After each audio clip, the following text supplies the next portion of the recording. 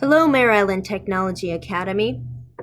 I created this presentation for my Masters of Science Literacy program at California State University of Fullerton. This is Alex Avila, and here are 5 ways to support your struggling readers. When we encounter the many struggling readers at Mare Island Technology Academy, our instinct is to give everyone a chance to read, perhaps through popcorn reading or round robin reading. However, this instinct is absolutely incorrect. Not the part about students reading. We just know now that there is evidence of popcorn and round robin reading that may do more harm than good. So readers have an internal reading speed that is faster than oral reading, and if you only encourage popcorn or round robin reading, our struggling readers may actually slow down their internal reading to match the oral reading they hear. Readers may also feel embarrassed, and their affective filter regarding reading may increase, making them more reluctant to read if they feel that their reading skills are being put on spot. In fact, I know that at our school, our IEP students at Mare Island Tech Academy are not supposed to be forced to read in front of their peers or in front of the class for this exact reason. Readers also may focus too much on decoding to sound proficient, so they're spending their energy not on comprehending the text, but on trying to sound like they do. Instead, I recommend the following, and I put them in order of ease of implementation in your classroom: building fluency, purposeful grouping, writing to learn, teaching and encouraging metacognition, and simplifying texts. Let's start with fluency, which can easily be implemented in your classroom right now. Fluency is the practice of reading out loud. It can include choral reading, where students read as a group with you, echo reading, where you read a phrase or sentence, and then students repeat it the same way you did, repeated readings, a model reader reads, such as the teacher or another student, and then the struggling reader can repeat, reader's theater, when you can dramatize your reading, and neurological impress, where the teacher reads aloud while students track with something like a pencil or a finger, but they must track. Neurological impress actually has more steps in order to be extra successful, including sitting on the opposite side of a single student as their dominant hand. So if you have a right-handed student, you sit on their left side and you read into their left ear. However, it's also been acknowledged that simply reading fluently as a model reader and then having students track with something will also be beneficial to them. Here's why we do fluent reading. The disfluent reader, or the struggling reader, looks at the wall of text and their eyes maybe are skipping around because they aren't used to reading all the way through. A struggling reader may look at a text like this. However, when you have them choral read with you, model reading, or have them repeat after you or another, you can see that they are forced to acknowledge every single word.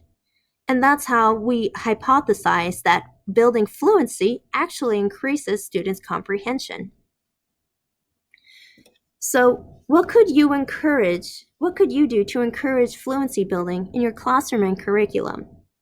Here is your 30-second think time. If you need a sentence frame, you can think, students can build fluency in my classroom by.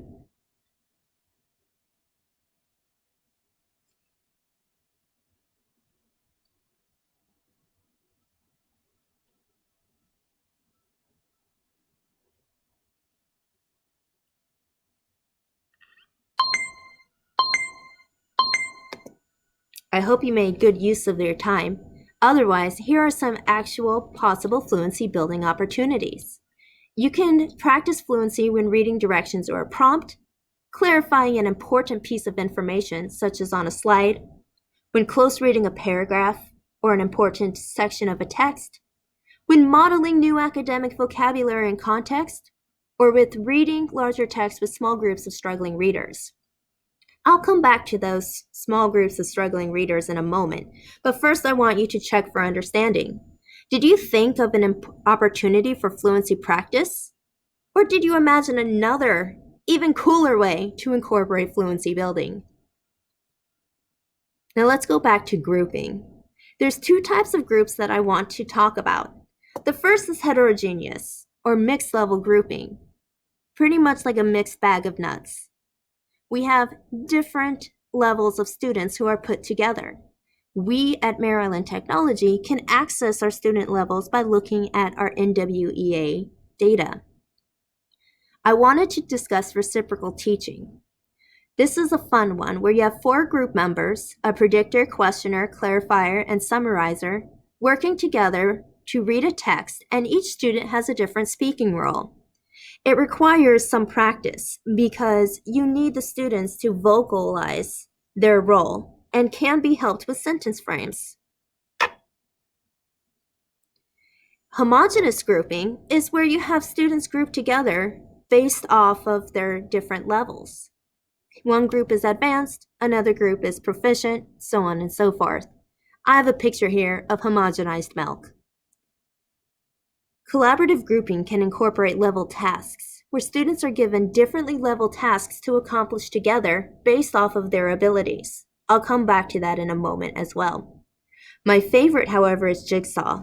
Students leave their homogeneous home seating to become experts in a topic, then take their expertise back to teach their group members. Here's a visual of Jigsaw. Students start in home seating, mingle in other groups, so you will assign which students go where. You give them a new topic or section, and they work together to become experts on it. So here again, they are working heterogeneously. And then they return to their home seating to share their new knowledge. So we have the best of both worlds. We have students supporting each other collaboratively through homogeneous groups, and also modeling of higher level students through heterogeneous groups. Now think of collaborative grouping in terms of leveled and differentiated activities. Think of your current unit. What type of different activities could you give students based off of their level?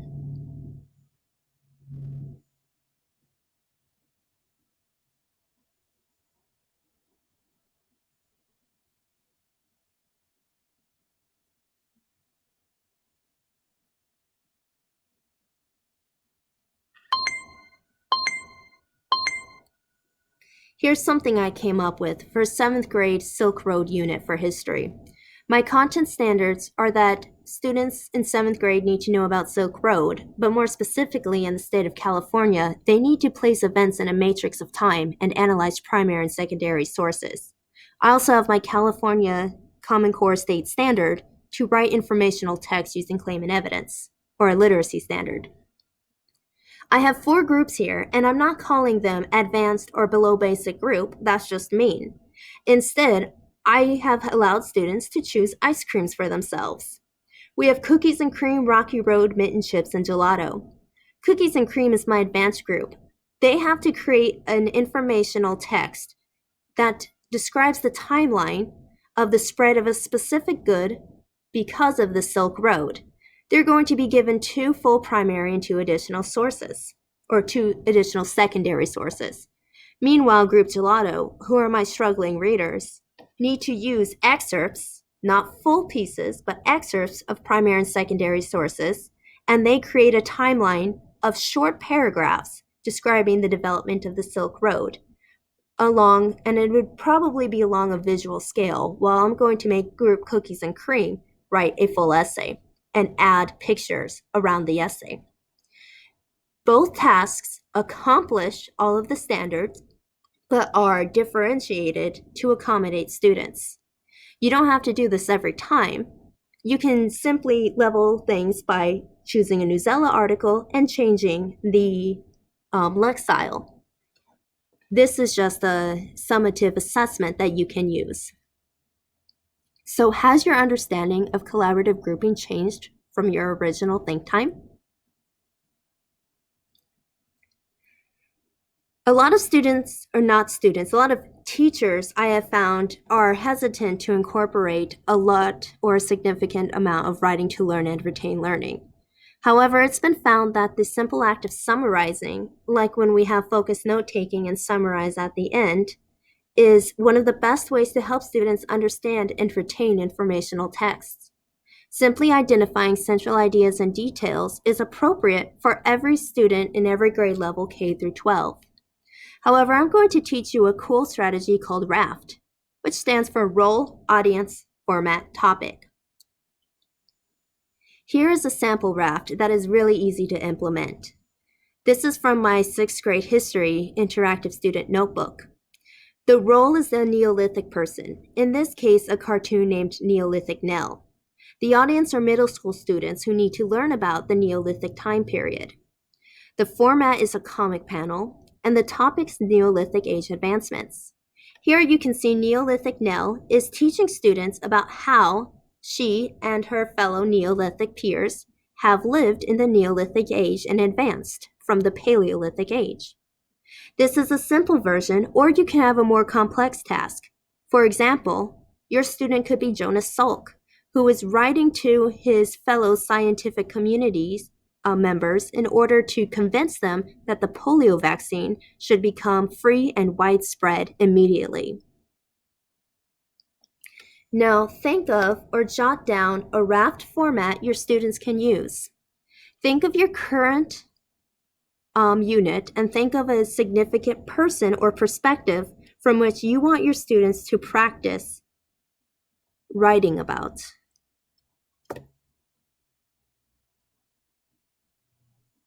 Role, audience, format, topic.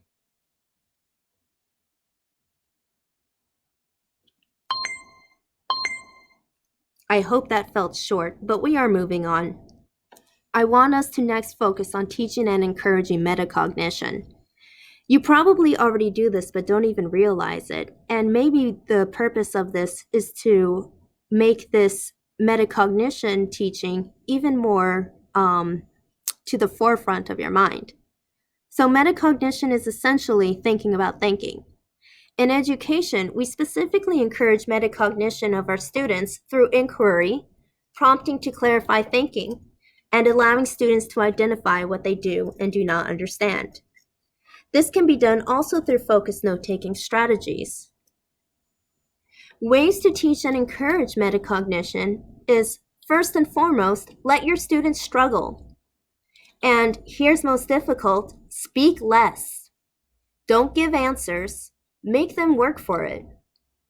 Instead of giving answers, you can prompt students so that they can clarify what they do or do not understand. I also very much like the easy strategy of noticing and naming. Notice and name student behaviors after you've observed them for a while. Tell them things like, I appreciate how when you weren't sure of the answer, you looked back at your notes.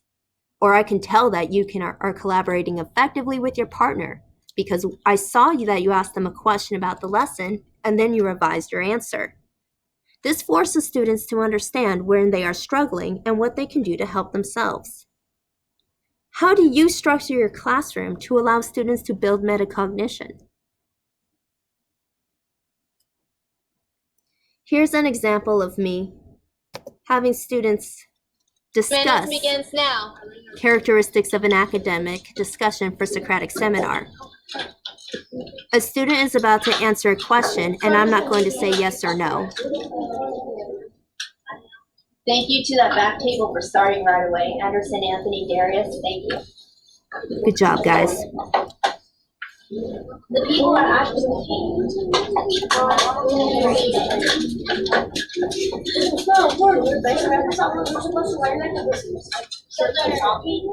so, like, what do you see and hear during a respectful discussion versus a debate?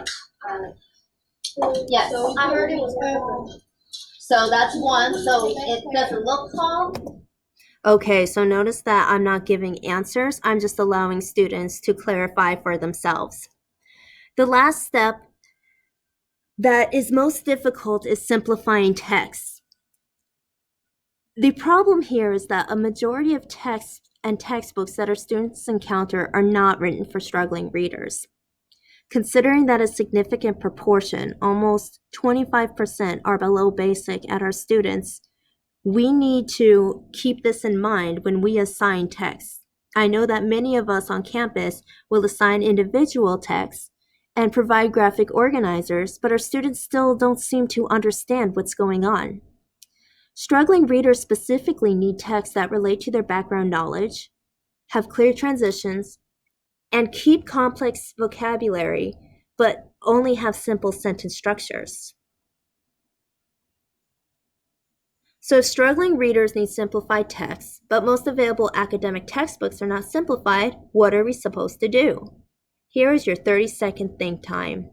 Just kidding, we already know the answer. Most teachers report that they are simplifying text themselves.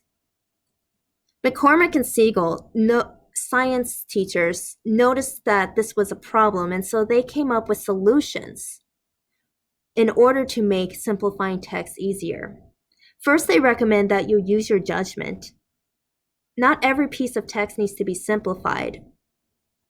Then you also need to use clear signal words and phrases at the beginning of sentences or ideas. You can also shorten or chop up sentences to make them simpler. It's also important that you keep the content in grade appropriate academic vocabulary for the students. You're only making the text simpler through syntax. So here's an example of a simplified text. On the left, we have all the fruits and vegetables with nutrients that you're going to need to be a healthy person. However, it's a lot.